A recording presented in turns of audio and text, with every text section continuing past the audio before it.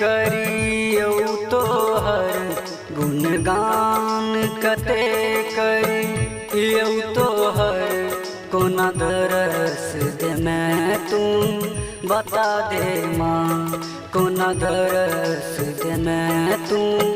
बता दे माँ दर दर देखी छी भटकी रह दर दर देखी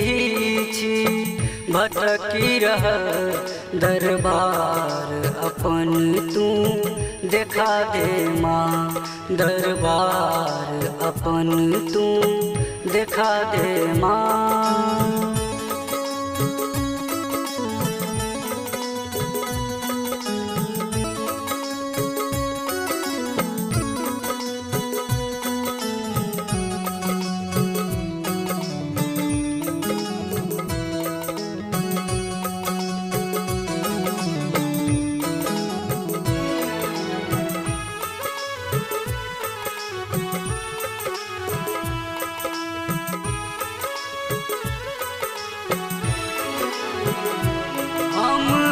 निर्बल दीन अधीन छिमा पर तोरे भजन में लीन छिमा हम निर्बल दीन अधीन छिमा पर तोरे भजन में लीन छिमा मोर जीवन अछि जेना बीच भंवर मोर जीवन अछि जेना बीच भंवर कर दया तू पार लगा दे माँ कर दया तू पार लगा दे माँ।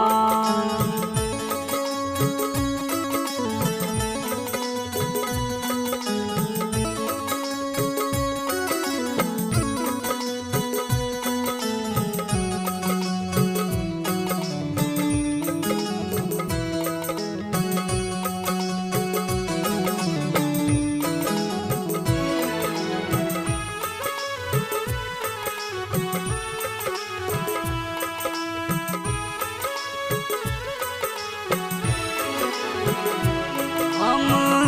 पाप अधर्म कुकर्म केला पर अंत समय तोरे शरण एला हम पाप अधर्म कुकर्म केला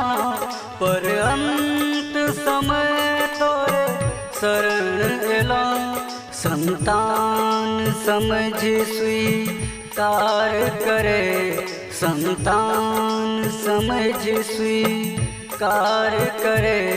छी सेवक शीस बचा ले माँ छी सेवक शीस बचा ले माँ।